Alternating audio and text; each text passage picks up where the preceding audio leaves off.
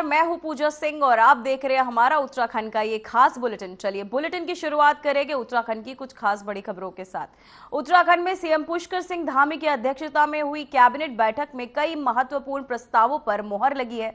बैठक में उत्तराखंड विशेष शिक्षा शिक्षक सेवा नियमावली 2025 को मंजूरी दी गई है। इससे विशेष शिक्षकों की भर्ती और सेवा शर्तों को लेकर स्पष्ट दिशा तय हो सकेगी। इसके अलावा स्वच्छ भारत मिशन तृतीय चरण को लागू करने की जिम्मेदारी पंचायती राज विभाग को सौंपी गई है। तो वहीं कैबिनेट ने उत्तराखंड विधानसभा के वर्ष 2025 के वर्षाकालीन द्वितीय सत्र को आहूत किए जाने को भी मंजूरी दे दी। सत्र की तिथि और स्थान तय करने के अधिकार मुख्यमंत्री को सौंपे गए। वहीं एकल सदस्य समिति आयोग की तीसरी रिपोर्ट पर गठित मंत्रिमंडलीय उप समिति के सुझावों को भी मंत्रिमंडल के समक्ष प्रस्तुत किया जाएगा।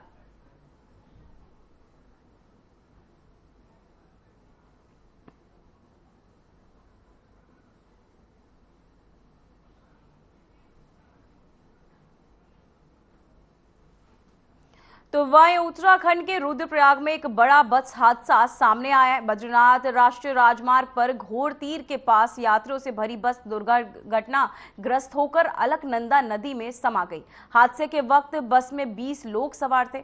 अब तक 10 लोग को रेस्क्यू किया जा चुका है, जिसमें से 8 का इलाज जिला अस्पताल रुद्रप्रयाग में चल रहा है, जबकि 2 लोगों के शव बरामद किए गए। सबसे चिंता वाली बात यह है कि 9 लोग अब भी लापता हैं। एसडीआरएफ और पुलिस की टीम रेस्क्यू ऑपरेशन में जुटी हुई है, लेकिन तेज बहाव और बारिश के चलते मुश्किलें बनी हुई हैं। तो वहीं बस पूरी तरह से अलकनंदा नदी में समा चुकी है। हमें 8:30 बजे करीब सूचना मिली कि एक बस यहाँ अलकनंदा रिवर में गिर गई है। हमारी एक प्लाटून की नफरी और जो हमारे पास एनडीआरएफ की टीम है, हम तुरंत यहाँ घटनास्थल पे पहुँचे और अभी तक हमारे द्वारा 2 डेड बॉडीज निकाली जा चुकी हैं और 8 को रेस्क्यू किया गया है और टोटल 9 मिसिंग है। बस अभी नहीं मिल पा रही है, पानी का बहाव काफ़ी तेज है, इसलिए अभी बस का पता नहीं। 7 से 7:30 के बीच। आपको कैसे इन्फॉर्मेशन मिली? हमें स्टेट अथॉरिटी से खबर मिली। अच्छा, तो कितने लोगों की टीम थी आपकी? हमारी एक प्लाटून की नफरी थी और हमारे साथ एनडीआरएफ की टीम थी। इसमें सुबह लगभग 7:30 के बाद 7:45 के आसपास से घटना हुई। इसमें एक 31 सीटर बस हरिद्वार से थी जो नदी में गिरने की सूचना आई। इसमें लगभग 8 लोगों को रेस्क्यू करके बचा लिया गया है और 3 डेड बॉडी अभी तक हमें, बाकी लगभग 9 लोग अभी भी मिसिंग है। इसमें 18 यात्री और 2 ड्राइवर और गाइड होने की आशंका है और ये भी चीज़ें अभी कंफर्म हो रही है। जैसे कंफर्म होगी आप आपको।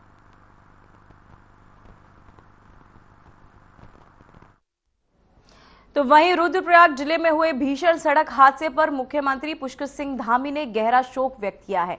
एक टेम्पो ट्रैवलर के नदी में गिरने की खबर सामने आने के बाद मुख्यमंत्री ने तुरंत संज्ञान लेते हुए राहत एवं बचाव कार्य तेज करने के निर्देश दिए। मुख्यमंत्री धामी ने ट्वीट कर कहा कि रुद्रप्रयाग जनपद में टेम्पो ट्रैवलर के दुर्घटनाग्रस्त होकर नदी में गिरने का समाचार अत्यंत दुखद है। संबंधित अधिकारियों को युद्ध स्तर पर बचाव एवं राहत कार्य संचालित करने के निर्देश दिए गए हैं। तो वहीं ईश्वर से सभी की कुशलता की प्रार्थना करता हूं।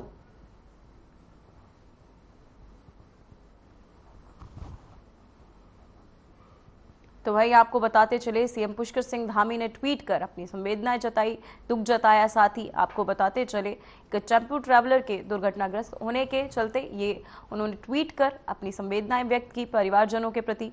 साथ ही आपको बताते चले अधिकारियों को निर्देश भी दिए गए हैं।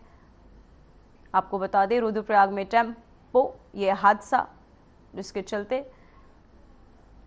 एक आपको बता दें कई लोगों की जानें भी गई, जहां धामी ने ट्वीट कर सीएम धामी ने ट्वीट कर अपना दुख भी व्यक्त किया। हादसे पर सरकार लगातार सतर्क।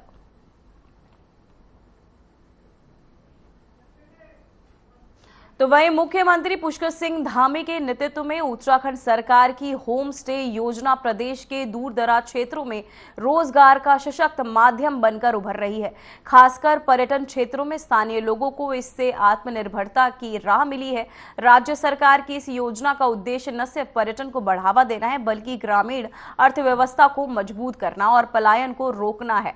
वहीं स्थानीय परिवार अब अपने घरों को पर्यटकों के लिए होम स्टे के रूप में विकसित कर रहे हैं, जिस जिससे न सिर्फ आय का साधन बन रहा है बल्कि पहाड़ की संस्कृति और आतिथ्य की दुनिया अब लोग पहुंच रहे हैं। साथ ही सरकार की ओर से वित्तीय सहायता, परीक्षण और प्रमोशन जैसी कई सुविधाएं भी दी जा रही है, जिससे युवाओं में इस योजना को लेकर उत्साह देखा जा रहा है।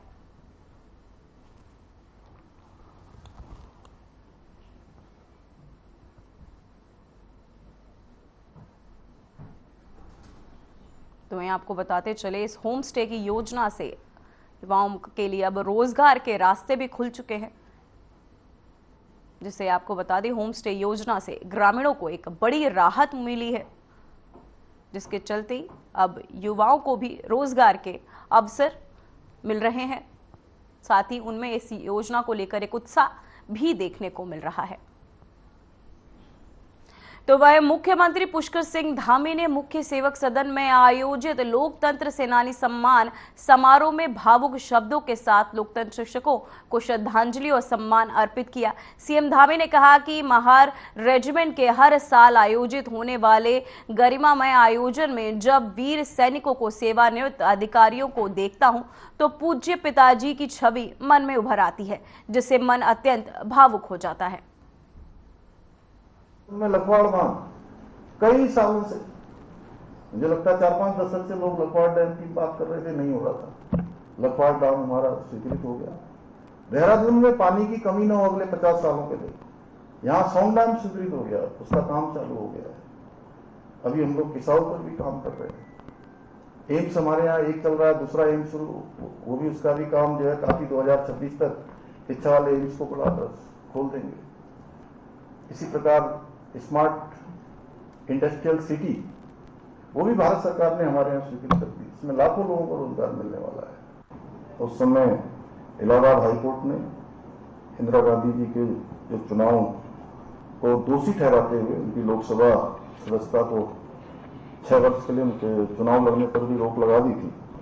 और उसी के भय से उन्होंने 25 जून को भारत जैसे महान लोकतांत्रिक देश में आपातकाल की घोषणा करवा दी गई।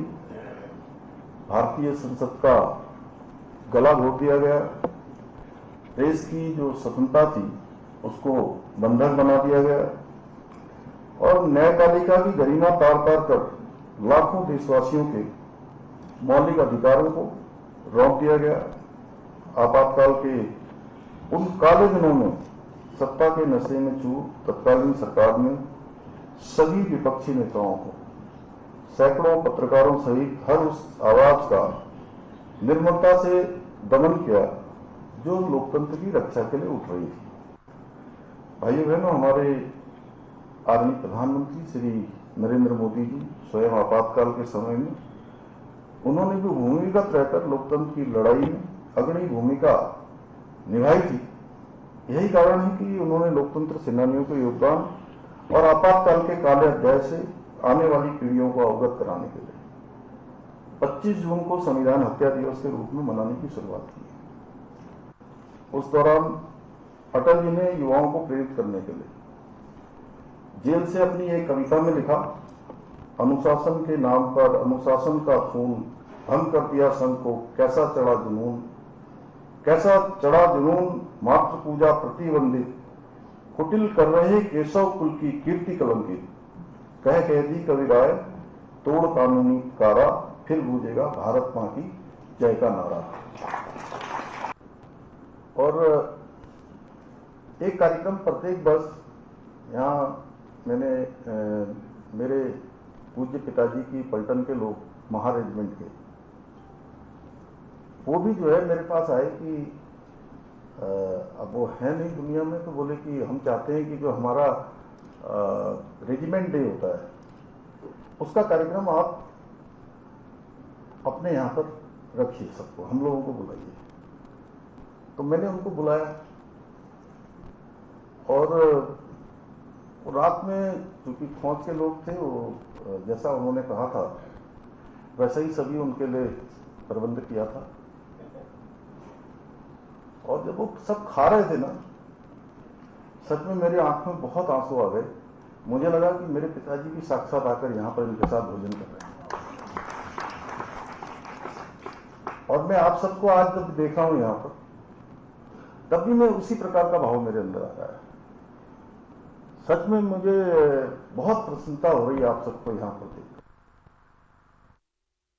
तो वहीं मुख्यमंत्री पुष्कर सिंह धामी ने ऋषिकेश स्थित त्र्यंबकेश्वर मंदिर को लेकर सोशल मीडिया प्लेटफॉर्म एक्स पर एक भावपूर्ण पोस्ट साझा किया है। मुख्यमंत्री ने अपने पोस्ट में लिखा कि देवादिदेव महादेव को समर्पित ये मंदिर हजारों श्रद्धालुओं की आस्था का केंद्र है। कई मंजिलों में बने इस भव्य मंदिर की हर मंजिल पर विभिन्न देवी देवताओं की मूर्तियां प्रतिष्ठित है। उन्होंने कहा कि मंदिर में श्रद्धालुओं को आध्यात्मिक शांति का अनुभव होता है और ऋषिकेश आने वाले सभी श्रद्धालु त्र्यंबकेश्वर मंदिर के दर्शन अवश्य करें। मुख्यमंत्री ने यह भी पोस्ट उत्तराखंड की सांस्कृतिक विरासत और आध्यात्मिक पर्यटन को बढ़ावा देने की दिशा में एक प्रेरणादायक संदेश मानी जा रही है।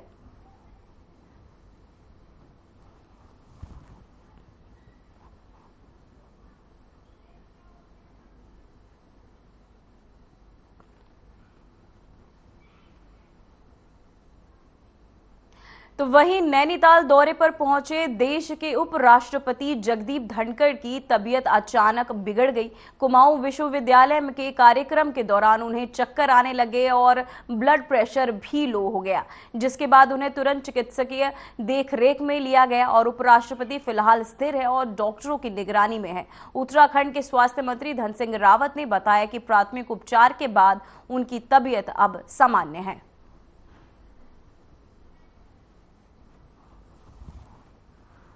आज देश के उपराष्ट्रपति माननीय धनखड़ जी हमारे स्वर्ण जयंती समारोह नैनीताल विश्वविद्यालय में आए थे और बहुत अच्छा उनका उद्बोधन रहा हुआ। बीच में उनका स्वास्थ्य थोड़ा सी गड़बड़ हो गया था, लेकिन वो बिल्कुल स्वस्थ है। मैं भी उनको देखने गया था, सारे स्वास्थ्य विभाग की टीम वहाँ गई थी और किसी को कोई घबराने की जरूरत नहीं है। वो अब बिल्कुल स्वस्थ है और मुझे लगता है कि जो उनके कार्यक्रम है वो सब यथावत रहेगा। बने एक साथ रहे, बहुत अच्छे संबंध। सुप्रीम कोर्ट में भी जाते थे, मैं भी सुप्रीम कोर्ट में, तो सुप्रीम कोर्ट के बहुत बड़े लॉयर रहे, तो वहाँ भी बहुत बार साथ थे। तो इसलिए यहाँ आए हैं तो पूरा दौर अच्छा रहा हम लोगों का। और उनको थोड़ा ये था कि हल्का मेरे से संपत्ति रखते थे, उनको ये लगता था कि ये पीछे छूट गया। ये बेसिक थीम है इसकी। तो ऐसे नहीं हुए, तो हमारे अच्छे मित्रों में से स्वास्थ्य ठीक है, कोई ऐसा नहीं। तो वहीं देहरादून स्थित भारतीय वन्य जीव संस्थान में आज केंद्रीय पर्यावरण एवं वन एवं जलवायु परिवर्तन मंत्री भूपेंद्र यादव ने भारतीय संरक्षण सम्मेलन का उद्घाटन। ये 3 दिवसीय सम्मेलन 27 जून तक चलेगा, आपको बता दें, जिसमें देश भर के छात्र, वैज्ञानिक, वन्य अधिकारी और संरक्षण पेशेवर हिस्सा ले रहे हैं। सम्मेलन की शुरुआत आयोजन सचिव डॉक्टर बिलाल हबीब के स्वागत भाषण के साथ हुई। पहले सत्र में IISER त्रिवेंद्र की प्रोफेसर डॉक्टर हेमा सोमनाथन ने आपको बताते चले मधुमक्खियों की परिस्थितियों पर पर व्यापक व्याख्यान दिया। साथ ही केंद्रीय मंत्री भूपेंद्र यादव ने कहा कि भारत आज जैव विविधता संरक्षण में दुनिया का नेतृत्व कर रहा है। मिष्टी अमृत धरोहर का ग्रीन क्रेडिट प्रोग्राम जैसी योजनाएं भारत के प्रकृति आधारित विकास मॉडल को दर्शाती है। उन्होंने ये भी बताया कि 2014 में भारत में 47 टाइगर रिजर्व थे, जबकि अब ये संख्या बढ़कर 48 हो चुकी है। साथ ही सरकार डॉल्फिन, हाथी, स्लोथ, भालू और आपको बताते चले आर्द्र भूमि के संरक्षण पर भी काम कर रही है। मंत्री ने मानव वन्य जीव संरक्षण, खासकर बाघ अभयारण्य के बाहर बाघ की समस्या पर चिंता जताई और समाधान के लिए सरकारी प्रयासों की जानकारी दी। वहीं कार्यक्रम में वन महानिदेशक सुशील कुमार अवस्थी और WII निदेशक वीरेंद्र तिवारी ने भी संबोधन किया और आइकॉन को आपको बताते चले भारत की संरक्षण नीति का अहम मंच बताया। संस्थान की डीन डॉक्टर रुचि बडोला की इसमें विशेष भूमिका जो है वो रही है।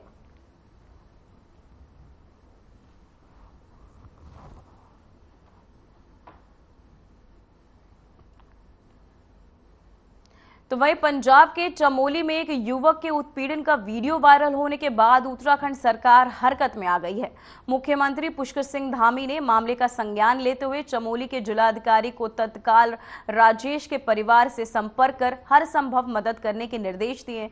चमोली जिले के कौब गांव निवासी राजेश ने पंजाब में एक तबेली में लंबे समय से काम करने वाले और मालिक के तहत उत्पीड़न की बात कही थी। साथ ही सोशल मीडिया पर वायरल हुए इस वीडियो में वो अपने घर का पता भी बता रहा है। मुख्यमंत्री के निर्देश पर डीएम चमोली संदीप तिवारी ने पंजाब से तरन तारण जिले के डीएम से संपर्क साधा और युवक को राहत पहुंचाने की बात की। साथ ही नवाज शहर में रहने वाले राजेश की बहन से भी संपर्क कर उन्हें आश्वस्त किया गया कि तरन तारण थाने में तबेला संचालक के खिलाफ एफआईआर दर्ज कर ली गई है और स्थानीय प्रशासन के तहत कार्यवाही की जा रही है। सोशल मीडिया में एक वीडियो प्रसारित हो रहा है जिसमें नारायणबगड़ चमोली के एक युवक का उल्लेख हो रहा है, राजेश कुमार का, जो कि पंजाब के तरन तारण जिले में है और जिसमें अवगत कराया जा रहा है कि राजेश को बंधुआ मजदूर के तौर पे रखा गया है।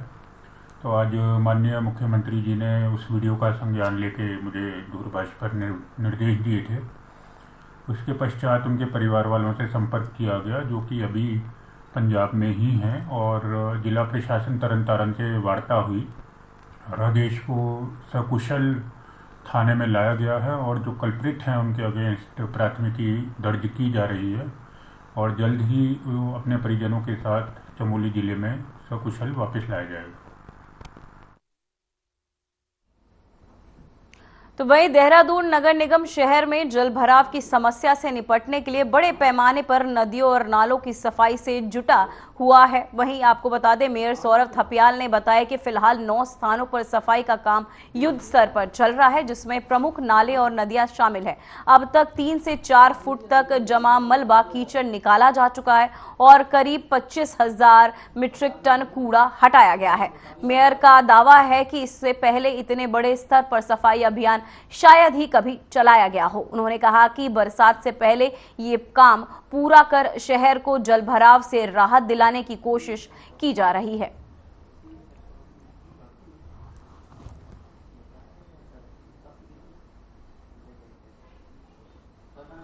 लगभग 9 जगह हमारी डेली जो है नालों की सफाई चल रही, नदी की सफाई चल रही है।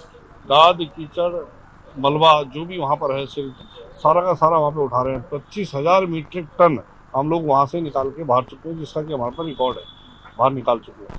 इतना मुझे लगता नहीं कि इतनी बड़े स्तर पे पहले नदियों की ऐसी सफाई हुई होगी। आप देखेंगे तो नदियों के तल जो हैं वो 3-3, 4-4, 5-5 फुट तक नीचे चले गए हैं। तो किसी भी चीज़ में समय लगता है और अभी भी मुझे लगता है कि वहाँ पे अभी भी बहुत अच्छा बड़ी संख्या में वहाँ पे अभी जो गाद है, कीचड़ है, मलबा है, वो वहाँ पर होगा। निश्चित तौर पे अभी हमने उसका काम तो शुरू कर दिया है। 25,000 मीट्रिक टन हम लगाई है। इसके अलावा भी हम आगे तक इस कार्य को करते रहेंगे और अभी समय लगता है किसी भी।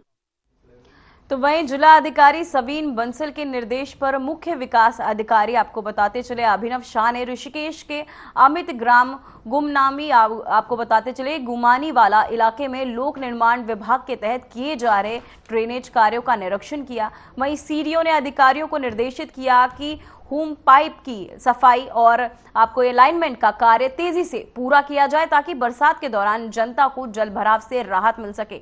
उन्होंने ये भी स्पष्ट किया कि काम में लापरवाही बर्दाश्त नहीं की जाएगी। डीएम ने जल निगम को भी सशक्त प्लानिंग के साथ जल निकासी सुनिश्चित करने के निर्देश दिए। निरीक्षण के दौरान लोक निर्माण विभाग के अधिशासी अभियंता व अन्य अधिकारी भी उपस्थित रहे।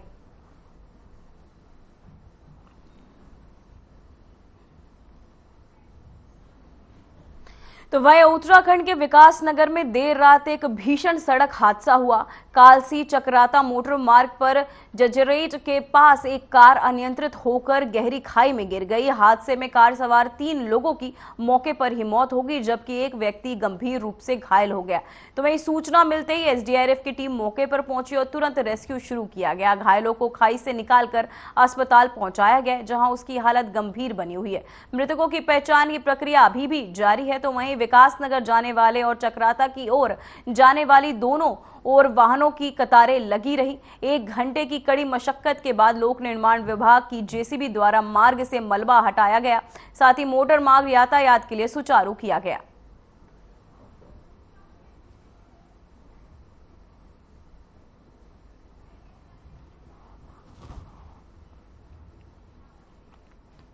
तो वही नशा मुक्त भारत पखवाड़ा के तहत उधम सिंह नगर जनपद में नशे के खिलाफ जन जागरूकता कार्यक्रम आयोजित किया गया है। इस अभियान का उद्देश्य समाज को नशे के दुष्परिणामों से अवगत कराना और युवाओं को नशे से दूर रखने के लिए प्रेरित करना है। तो वहीं कार्यक्रम में आमजन, छात्र छात्राओं और स्थानीय संगठनों को शामिल करते हुए प्रभावशाली संवाद एवं जानकारी साझा की गई है। वक्ताओं ने बताया कि नशा न केवल शारीरिक और मानसिक स्वास्थ्य को प्रभावित करता है बल्कि पारिवारिक और सामाजिक ढांचे को भी तोड़ता है। साथ ही अधिकारियों ने लोगों से अपील की कि वे अपने आसपास के युवाओं को इस बुराई से बचाएं और समाज को नशा मुक्त बनाने में सहभागी बने।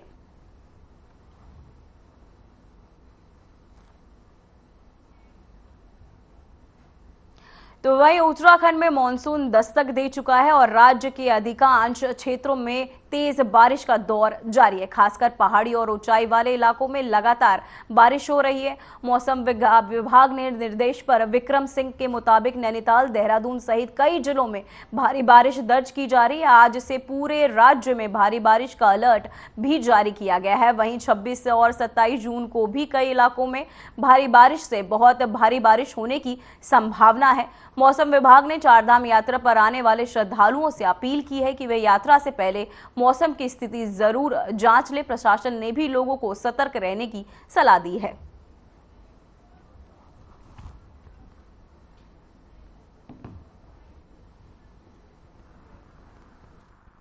बिल्कुल, देखिए बारिश तो लगातार ठीक ठाक मिल रही है। आज अगर देखें तो ज़्यादातर जगहों में पिछले 24 आवर्स में रेन मिली है और जो आपका नैनीताल डिस्ट्रिक्ट है उसमें वेरी हैवी तक की रेंस जो है वो मिली है। इसी तरह जो है जो आपका बागेश्वर डिस्ट्रिक्ट है उसमें भी करीब हैवी रेंस हैं। तो इस तरह की सिचुएशन है, ज़्यादातर जगहों में बारिश है, हल्की से मध्यम। अब आगे देखें, आज 25 तारीख है, तो जैसे बोला भी गया था कि आज जो है और भी जो एक्टिविटी बढ़ेगी, तो प्रदेश में ज़्यादातर जगह जहाँ हल्की से मध्यम बारिश मिलेगी उसके साथ हैवी से वेरी हैवी रेंस जो है जो हमने देहरादून, बागेश्वर, रुद्रप्रयाग और नैनीताल के लिए बोला है। और जो बाकी डिस्ट्रिक्ट हैं उनमें भी हैवी रेंज जो है कहीं कहीं पर वो मिलेंगी, ये भी रखा गया है। तो अच्छी बारिश आज जो है एक्सपेक्ट कर रहे हैं। एक्टिव मानसून कंडीशन आज रहनी चाहिए जो अभी 24 आवर्स से अगले हैं।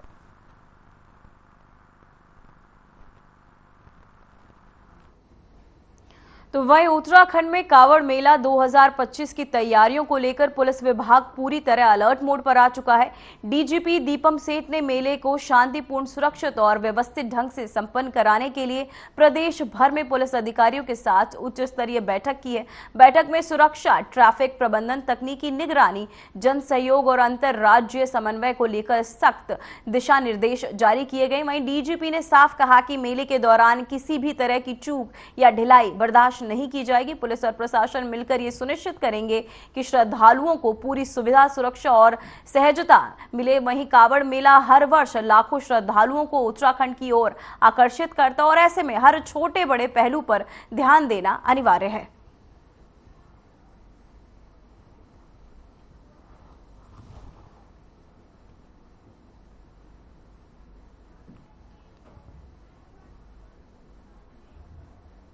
तो वहीं पिथौरागढ़ नगर के मध्य में स्थित हनुमान मंदिर में सिर्फ श्रद्धा और आस्था का केंद्र है, बल्कि ये मंदिर स्थानीय लोगों के लिए शांति और आत्मिक बल का भी स्थायी स्रोत बन गया है। ये मंदिर वर्षों से लोगों की धार्मिक भावनाओं से जुड़ा रहा है। यहाँ सुबह शाम की आरती में शामिल होना एक दिव्य अनुभव होता है। हनुमान मंदिर में न सिर्फ पर्व त्योहारों पर बल्कि आम दिनों में भी बड़ी संख्या में श्रद्धालुओं को अपनी ओर आकर्षित करता है। ये स्थान लोगों के लिए केवल पूजा स्थल नहीं बल्कि मानसिक शांति, ध्यान और आत्मिक ऊर्जा का भी केंद्र बन चुका है।